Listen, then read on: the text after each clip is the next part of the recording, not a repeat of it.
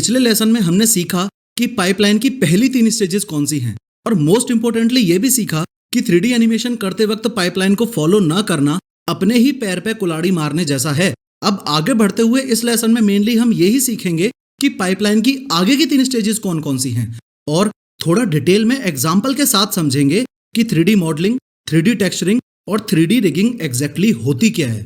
Idea, script और story boarding finish करते ही असली खेल शुरू। अब आपको ये भी पता होना चाहिए कि आइडिया, स्क्रिप्ट और स्टोरी बोर्डिंग इस पाइपलाइन की प्री प्रोडक्शन स्टेजेस हैं। प्री प्रोडक्शन यानी प्रोडक्शन से पहले, या फिर दूसरे शब्दों में यूं कह लो कि अभी तक आपने असली प्रोडक्शन तो शुरू किया ही नहीं है, क्योंकि आइडिया और स्टोरी बोर्डिंग तो ऐसी चीजें थी जो ऑफलाइन किसी नोटबुक में या आपके स्मार्टफोन में भी हो सकती थी। असली खेल तो अब शुरू होगा जब आप 3D मॉडलिंग शुरू करोगे और इस स्टेप 4 से ही ये माना जाएगा कि आपने प्रोडक्शन शुरू कर दिया है। एनीवेज, स्टेप 4 है 3D मॉडलिंग। एकदम बेसिक से मैं आपको बताऊं कि ये 3D मॉडल क्या होता है, तो इस बात को ऐसे समझो कि किसी भी ऑब्जेक्ट का रिप्रेजेंटेशन अगर हम 3 डायमेंशन में करें और वो भी किसी स्पेशलाइज्ड सॉफ्टवेयर को यूज करके, तो उस रिप्रेजेंटेशन को 3D मॉडल बोला जाता है। अब जैसे ये एक क्यूब है तो ये भी एक 3D मॉडल है, ये एक स्फीयर है तो ये भी एक 3D मॉडल है, और ये एक बंदर की खोपड़ी है तो ये भी एक 3D मॉडल है। अगर रियल लाइफ एग्जांपल से आपको समझाऊं, ये एक गन का 3D मॉडल है क्योंकि ये एक गन के शेप और साइज को रिप्रेजेंट कर रहा है। ऐसे ही ये एक कार का 3D मॉडल है क्योंकि ये एक कार के शेप एंड साइज को दर्शा रहा है। इसी तरीके से ये एक ट्री का 3D मॉडल है, ये एक घर का 3D मॉडल है, एक्सेट्रा एक्सेट्रा। अब अगर हमारे केस में देखा जाए तो हमें ये गाड़ी की 3D मॉडलिंग करनी पड़ेगी, या फिर यूं कह लो कि हमें इस आम आदमी की 3D मॉडलिंग करनी पड़ेगी। अब इस master 3D with professor course का जो 3rd मॉड्यूल है वो पूरा का पूरा मैंने आपको मॉडलिंग सिखाने के लिए ही डेडिकेट किया है। 3D मॉडलिंग के बाद स्टेप 5 है 3D टेक्सचरिंग। अब ये जो गन का 3D मॉडल है, अगर इस पर लाइट पड़ती है तो ये कैसा दिखेगा, इस डिसीजन को लेने के लिए ही 3D टेक्सचरिंग की स्टेज है। यानी कि ये हमको खुद को डिसाइड करना पड़ेगा कि ये गन रेड कलर की होगी, ब्लू कलर की होगी, पिंक कलर की होगी, येलो कलर की होगी, ग्रीन कलर की होगी, या फिर ये गन एक लकड़ी यानी कि वुड की होगी, लोहा यानी कि आयरन की होगी, ग्लास यानी कि कांच की होगी, रबर की होगी या प्लास्टिक की होगी, या फिर मोदी की होगी, राहुल गांधी की, या फिर यूट्यूब की होगी।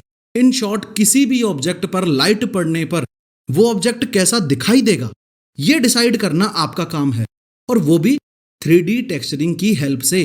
इस कोर्स के मॉड्यूल 4 का यही टारगेट है कि आपको बड़ी आसानी से कैसे 3D टेक्सचरिंग सिखाई जाए। अब जैसे ही 3D टेक्सचरिंग करके आपने ये डिसाइड कर लिया कि आपको ये गाड़ी ऐसी दिखानी है और आपका ये आम आदमी ऐसा दिखाई देगा, तो अगली स्टेज है रिगिंग की। अगर सिर्फ 3 शब्दों में मैं आपको रिगिंग का मतलब समझाऊं तो ये याद रखो कि इस पूरी 3D एनिमेशन की पाइपलाइन में रिगिंग का रोल है कठपुतलियों को नचाना। आई एम प्रिटी श्योर कि जिंदगी में आपने कभी ना कभी कठपुतलियों का खेल देखा होगा या फिर इसके बारे में सुना होगा। तो आप मुझे एक बात बताओ कि ये जो कठपुतली के खेल के कैरेक्टर्स होते हैं, क्या ये जिंदा होते हैं? ऑब्वियसली नहीं प्रोफेसर, ये जिंदा नहीं होते। तो अगर ये जिंदा नहीं होते तो ये नाचते कैसे हैं?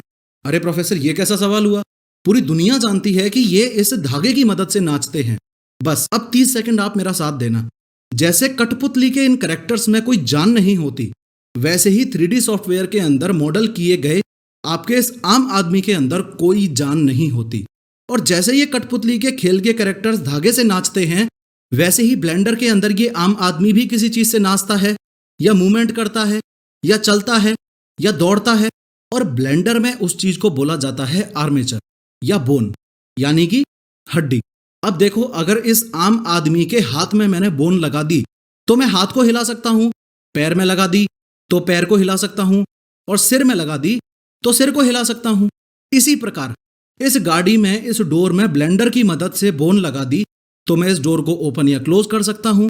और अगर टायर में ये हड्डी लगा दी तो गाड़ी के टायर को रोटेट कर सकता हूं, एक्सेट्रा एक्सेट्रा। और अगर अभी भी आपको रिगिंग समझ ना आई हो तो लोड नहीं लेना, क्योंकि आपको 3D रिगिंग अच्छे से सिखाने के लिए मैंने पूरा का पूरा एक मॉड्यूल 5 डेडिकेट किया है। थोड़ा सा डिटेल में बात करते हुए इस लेसन में मेनली हमने यही सीखा कि किसी सॉफ्टवेयर को यूज करके 3D में कोई शेप बनाना ही 3D मॉडलिंग कहलाता है। अब वो शेप कुछ भी हो सकता है, कार, गन, ट्री या फिर कुछ और।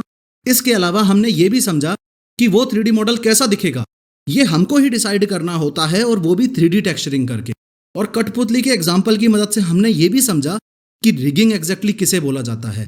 अगली वीडियो में हम ये समझेंगे कि रिगिंग की अगली स्टेज यानी कि 3D एनिमेशन कैसे किया जाता है, और ब्लेंडर के अंदर लाइटिंग वैसे ही होती है जैसे असल जिंदगी में, या फिर मामला कुछ और ही है।